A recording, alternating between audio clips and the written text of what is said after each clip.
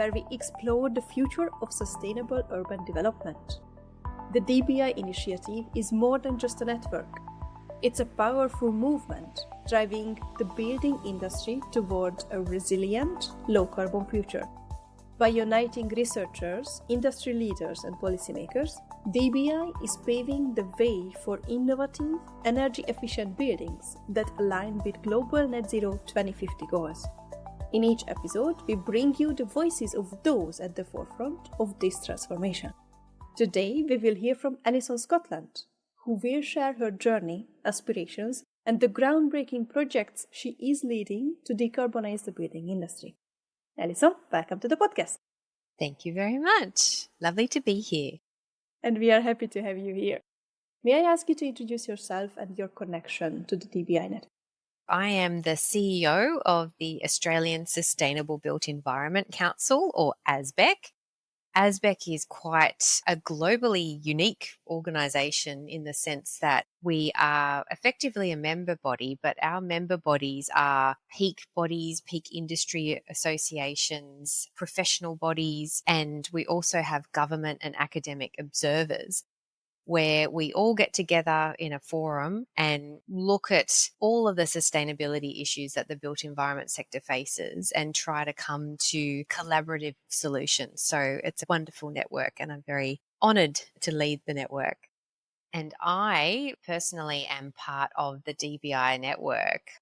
I sit on the advisory panel and help to use the amazing industry insights that I get from the ASBEC network and bring it into the DBI forum to help ensure that we're all focused on the same things.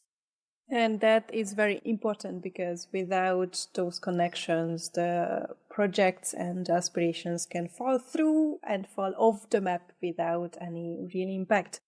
Why did you decide to join the DBI network? I think to amplify the message and all of the amazing work that's happening in the industry. I think everyone in their own way is doing their piece to understand how to decarbonize the built environment. But often without that collaborative network, you have bodies and people going off on their own, either duplicating research or even creating conflicting research. So there's such value in bringing everyone together, understanding from a systemic point of view, okay, who's doing what where and what can we do together to help amplify what we're doing? Because by doing that, we can then bring these technologies and solutions and scale them up, because that's really what we need. We need to accelerate the transition. We're not going to do that by individual little projects. We really need to work together on this. Do you see this kind of holistic approach permeating or going into the thinking of the industry, government, and academia? In varying degrees, I see it happening really well and sometimes where it's failing. What I will say is wonderfully within ASBEC, I think because we have a formal structure where we have to all consider what's happening and we're constantly prosecuting and re-prosecuting what we're doing and making sure it's all in alignment and heading in the right direction. So from an ASBEC point of view, that's been really helpful. But we're only small, and the broader academic community, I think having DBI has been really helpful because DBI is actually doing what ASBEC can't do with all of the bodies out there, the research bodies internationally as well. That makes such a difference because Australia, whilst we're an island, we are part of a globally connected network. So we really need to understand what's happening across the world, embrace the innovations that are happening, and take advantage of what other people are doing, other people have been testing out, and apply what works for us in Australia. We will get back to the opportunities because I think bringing back this knowledge to Australia is a huge opportunity. Absolutely. But first, I would love to hear, what do you see as the biggest challenge in decarbonizing the building industry?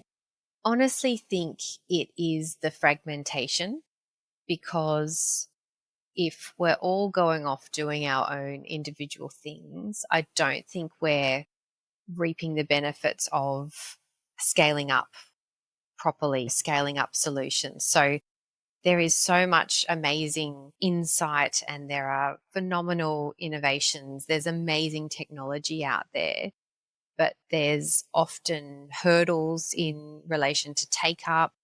There's potentially unintended barriers, whether that's policy barriers or standards barriers. I think only through working together and collaborating and understanding where everyone sits and the roles everyone has to play in decarbonising across all stages of a building or an asset's life cycle, that's where you're going to get the big value. So the challenge is fragmentation. The solution is that bringing together and the collaboration. You mentioned this term a few times, technology. Mm-hmm. And in the building industry, there are a few different approaches to technology. So what do you mean by the term technology? Very good. I would say technology in the form of, the first thing that pops to mind is often smarts. So a digital type of environment. And I see digital tech and AI as an enabler of decarbonising the built environment. But I also consider tech in the way of know-how and smarts. So understanding how you can make a building more efficient in its operation, thermal shell, that's still tech. And there's materials and solutions to ensure that you don't need as much energy to keep a house cool or hot depending on the weather. So I think tech is a very broad term. It's about processes, operations, know-how, and actual products. And I assume knowing or utilizing this kind of broader understanding of technology is also an opportunity. So what do you think is the most significant opportunity in decarbonizing the building industry? That's a really hard one to answer. I think at this stage where we are and noting our need to really accelerate our emissions reduction, I think existing buildings are probably something that we really need to tap into and try and solve. It's one of those sort of win-win situations in the sense that if you're looking at your existing buildings, if you're trying to reduce the energy in the right way, so increase the energy performance, thermal shell, and then electrify, you're not just reducing your energy or the need for energy in the first place. You actually have all the other health benefits, the resilience benefits. So it's so much more. And I think we really need to look at our existing built environment if we're going to have any chance of meeting our emissions reduction targets. When you talk about the building's energy, I assume you are talking about individual buildings. Can we translate this to a neighborhood, precinct, or a city scale urban retrofit? Absolutely. I love where you're headed here. I think we need to be more innovative and approach everything at a systems level. I've been recently fascinated just with the idea of industrial symbiosis in the sense that you create a precinct where certain processes, they have inputs that they need and they have outputs, placing other complementary industrial processes and even community processes so that waste is not waste anymore. I think that is so important.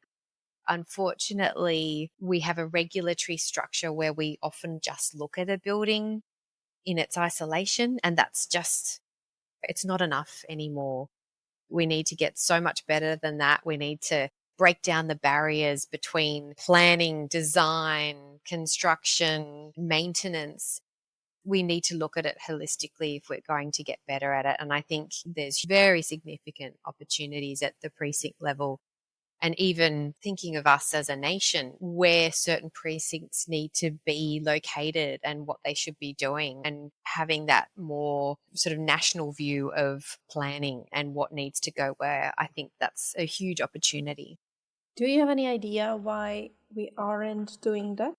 our federated structure. We have one federal government with multiple different departments. You've got a separate planning department, you have separate infrastructure departments, you have separate building and industry departments, separate environment departments. And that's just at the federal level. Take in all the states and territories, then you take in all the local government areas. We are very complex. So I think solve that problem and you're on your way. Lucky we've got some wonderful people out there trying to break down those barriers. Such as yourself, as I heard before with ASBEC. And also we have DBI, which brings together all these different experts to sit down together to one table and discuss these problems.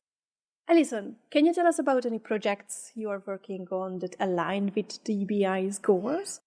I'm very excited to announce that we recently launched 2 projects of very much interest to DBI. One of them, DBI has been on the journey as we've gone through the issues paper analysis, the consultation, and then our ultimate recommendations. Very excited that we released it at ASBEC's council meeting at the end of March this year. The report is called Our Upfront Opportunity, Australia's Policy Roadmap to Reduce Upfront Embodied Carbon in the Built Environment. What I will say about this process is this report has basically continued all the amazing work that had already been set in train by government and industry collaborating together. So the work of neighbours and Green Building Council. Note that there have been leaders in industry already looking at measuring or understanding more about what upfront embodied carbon is, but getting that consistent measurement methodology so that we're comparing apples and apples. It's a really important process. So ASBEC took over the mantle, and the framing of the project was we've got this consistent embodied carbon measurement methodology led by neighbours. What is a supporting policy ecosystem to help scale that up? That was our project. To help us out, the wonderful ThinkStep ANZ did this very comprehensive review of global policy around embodied carbon and carbon measurement, emissions measurement, life cycle analysis, whole of life carbon measurement. They did a great piece of work mapping out what countries doing what, where, and what lessons Australia can learn from countries that have had embodied carbon policy for many years. What can we learn from them so that we're not starting from scratch? So that went into our issues paper with a range of solutions. And from there, we consulted not only within ASBEC's membership, but the broader DBI network. And thank you, DBI, for helping host some sessions and getting lots of feedback from the amazing brains within the DBI network. And then it's culminated in this piece where we recommend not only some policy priorities for government and industry to start right now and continue that momentum, but we also talk about the various policy levers that need to be tweaked to make it happen, and a bit of a timeline about, okay, what needs to happen first, followed by this, followed by that. The second report is interesting in the sense that it does align with what ASBEC has been doing in embodied carbon, and it relates to the fact that ASBEC is the host of the Infrastructure Net Zero initiative. Again, it's a collaboration of industry and government together, but very much the infrastructure sector. And they are very much recognising that a lot of infrastructure's journey to net zero does involve understanding what upfront embodied carbon is. Not only that, we need to look at the whole life cycle of an asset, but understanding embodied carbon is one of those important features. So the other report I encourage you to look at is called A Solid Foundation. Going straight to the very beginning, it's actually agreeing on a common definition for net zero infrastructure and how we get there. So it's a shared understanding for Australian stakeholders. What does this mean? What do scopes mean? How does it relate to a lot of people using the PAS 2080 carbon management for their projects? how does that relate to what we're talking about in terms of scope reporting for institutions and organizations? So another really great piece that complements the work that ASBEC's been doing in embodied carbon. Alison, you have been very generous with your time and answers, and please keep up this good work, because as you describe your work and ASBEC's work, it sits in between these different players and brings them together to find first common ground with the common language and common understanding, and then build upon that the collaboration itself. What would you like people to know about ASBEC? I think that becoming more and more important in this need to accelerate, because if we're not collaborating, I don't think we're going to get there. The DNA of ASBEC is bringing together industry and government and academia together for all of us to work on the journey. It's not like we all agree, but at the very least, we do agree on the end goal. We just need to argue and wonderfully work out the how. And I think the how is often, there's so many choices in relation to the how. And so ASBEC is constantly working with our members to figure out, okay, this is the external environment. Okay, how do we need to respond? Or, okay, we know we need to get there. Let's work back and figure out, okay, what are the steps that are going to help us achieve success? And what would you like people to know about DBI? I encourage you, if you haven't been to any DBI session, come along. I know that DBI regularly organises forums and workshops. I think it's wonderful. Like ASBEC, you are national. So even though it's led from Melbourne, you have workshops with all of your partner universities across the country. And I think that's great, bringing in those connections, bringing in those people, bringing in those amazing brains. And the fact is, I love that DBI focuses on the network and the relationship building. It's not just about the research, it's about the connections and the people developing the relationships and understanding, oh, you're working on this too. I'm doing this. Let's collaborate.